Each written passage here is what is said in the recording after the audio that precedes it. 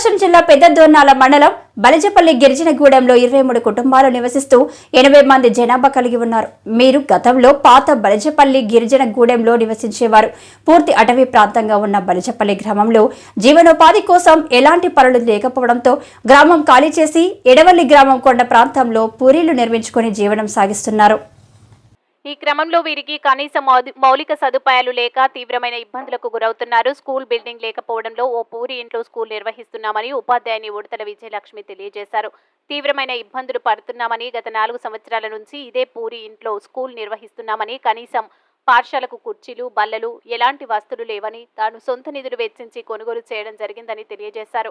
Anganwadi school building కూడా అసంపూర్ణంగా ఉందన్నారు. గిరిజనగూడెం ప్రజలకు త్రాగునీరు లేక బోర్లు వేసి ఉన్న రైతుల దగ్గరకు పొలం పనులకు వెళ్లి ఆ కూలీ డబ్బులు తెచ్చుకోకుండా ట్యాంకర్ ద్వారా నీళ్లు తెచ్చుకొని వాడుకుంటున్నారని, అవే నీటిని స్కూల్ పిల్లలకు కూడా వాడుతున్నామని తెలియజేశారు. పాఠశాల పిల్లలకు వంట ఆరు బయట వండటం, ఎండ తీవ్రతగా ఉన్నప్పుడు చెట్ల కింద కూర్చొని పిల్లలకు బోధించడం జరుగుతుందన్నారు. సంబంధిత అధికారి అయిన ఐటీడీఏ ప్రాజెక్ట్ ఆఫీసర్ రవీంద్రారెడ్డికి అనేక పర్యాయాలు అర్జీలు ఇచ్చామని ఎలాంటి ఫలితం లేకుండా పోయిందని, ప్రస్తుతం బడ్జెట్ లేకపోవడం వల్ల బలేజపల్లి గ్రామానికి ఎలాంటి సాయం చేయలేదని పీఓ రవీంద్రారెడ్డి చెప్పినట్లు తెలిపారు. గిరిజనుల ఇక్కట్లు గమనించి సంబంధిత అధికారులు వెంటనే స్పందించి తాగునీటి సమస్య, గిరిజనుల పిల్లల విద్యను అభ్యసించడానికి మంచి స్కూల్ బిల్డింగ్స్ ఏర్పాటు చేయాలని కోరారు.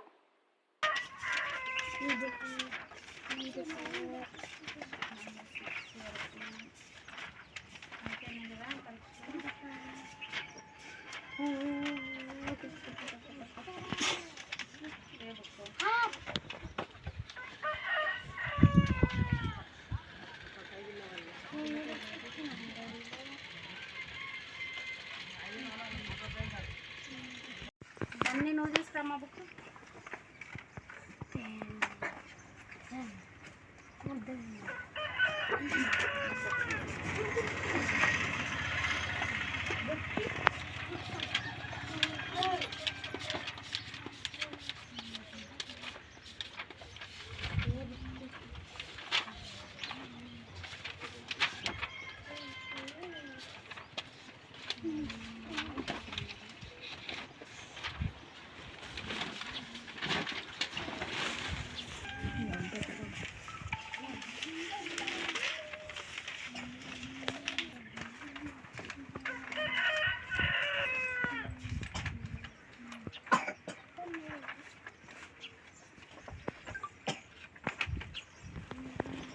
లక్ష్మి, ఇక్కడ ఎస్జిటిగా పనిచేస్తున్నాను బలిజపల్లి గూడెం నందు. ట్రైబల్ వెల్ఫేర్ నుంచి నాకు ఎస్జిటికి ఇక్కడ ఇచ్చారు సార్. అయితే ఇక్కడ నేను 4 సంవత్సరాల నుంచి చేస్తున్నాను, కానీ ఇక్కడ స్కూల్ బిల్డింగ్ లేనందున నేను చాలా ఇబ్బంది పడుతున్నాను. ఎలాంటి సదుపాయాలు మాకు లేవు.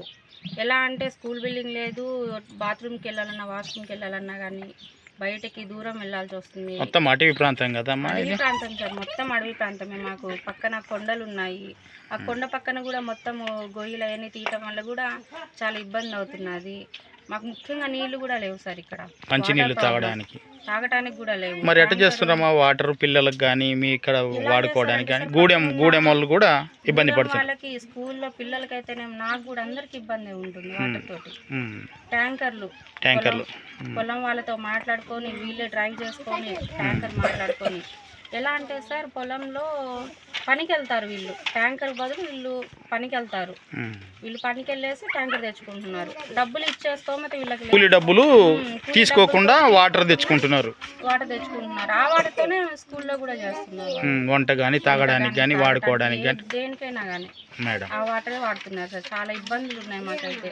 స్కూల్ బిల్డింగ్ ముఖ్యంగా పిల్లలకు వంట చేయాలంటే నడి ఎండలో ఉండి చేయాలి. ఇప్పుడు అక్కడ నుంచి ఇక్కడికి పాత గూడెం నుంచి ఇక్కడికి వచ్చిన తర్వాత ఇక్కడ నుంచి ఫస్ట్ 4 years నుంచి ఇదే గుడిసెలు నడుపుతున్నామమ్మా. ఈ పూరింట్లోనే స్కూల్, వంట చేసుకోవటం కూడా ఆరు బయట వండుతున్నారు. అది కూడా అసంపూర్ణంగా ఉంది కదమ్మా. అంగన్వాడీ బిల్డింగ్ కూడా ఓపెన్గా ఉంది. ఏదైనా బండ్లు పోతున్నా వస్తున్నా పిల్లలకైనా నాకైనా ఇబ్బంది ఉంటుంది. రోడ్డు పక్కన ఎండలో స్టార్ట్ అవుతున్నాయి. ఈ వేడికి నేను ఇంకా అదిగో దాని కింద దుప్పట్లు వేసుకున్నాను.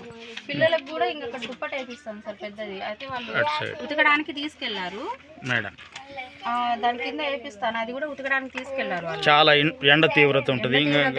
స్టార్ట్ అవుతుంది సార్, వేసవి కాలం స్టార్ట్ అవుతుంది. కూర్చోబెట్టుకుంటా చెట్ల కింద కూర్చోబెడతాను. ఇంకొక 10 days అట్లా పోయిందంటే ఇంకా తట్టుకోలేము దీని కింద. ఇంకా అక్కడ కూర్చోబెడతాను. ఇంకా పిల్లలకి మాకైతే మరి ఇక్కడ వీటీడీఏ ప్రెసిడెంట్లు వాళ్ళు ఉంటారు కదమ్మా, దీని మీద ఏమన్నా తీర్మానం చేసి ఇక్కడ వీటీడీ ప్రెసిడెంట్ లేరు సార్. ఇక్కడ లేరమ్మా. ఇక్కడ మరి కావాలంటే నేను అర్జీలు రాపిచ్చేసి వీళ్ళ ద్వారా గూడెం వాళ్ళే వెళ్ళి ఇచ్చేసి వస్తుంటారు పిఓ సార్కి చెప్పారమ్మా విషయం? చెప్పాం సార్. నేను అంతకుముందు అర్జీలు పెట్టాను. మాకు టీచర్స్కి మీటింగ్ పెట్టినప్పుడు నేను స్పెషల్గా కలిసాను సార్ తోటి, చెప్పాం కూడా. ఏమన్నారమ్మా సార్? మేము మాకు బడ్జెట్ లేదు, వచ్చిన తర్వాత మేము ఫస్ట్ మీ బల్జపల్లి గూడెంకి మేము అన్ని సౌకర్యాలు అందుబాటులో 4 సంవత్సరాల నుంచి బడ్జెట్ లేదమ్మా అని చెప్పారు. చెప్తున్నారు సార్. ఇంకా మనము గట్టిగా ఏం అడుగుతాము, అధికారిని సమస్య మనం చెప్తాము. తర్వాత ఇంకా సార్ వాళ్ళు కనకరిస్తే మాకు ఇంకేదన్నా. ఓకే అమ్మా, థ్యాంక్ యూ వెరీ మచ్ అమ్మా. Okay sir. మాకు కొద్దిగా ఇబ్బందులు తప్పకుండా అమ్మా మేము అధికారుల దృష్టికి తీసుకెళ్తాము. ముఖ్యంగా పిల్లల కోసం సార్. నేనంటే ఎట్లన్నా ఉంటాను, మేడం పిల్లల కోసం కూడా కావాలి కదా ఖచ్చితంగా. అంతే కదమ్మా, వాళ్ళకు కనీస అవసరాలు.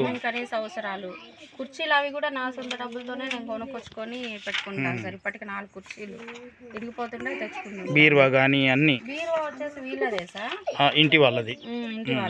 పాపం ఆ బీరువాలో కూడా నా రికార్డ్స్ అవి పెట్టుకోవడానికి మీరు వాడుకుంటున్నారు.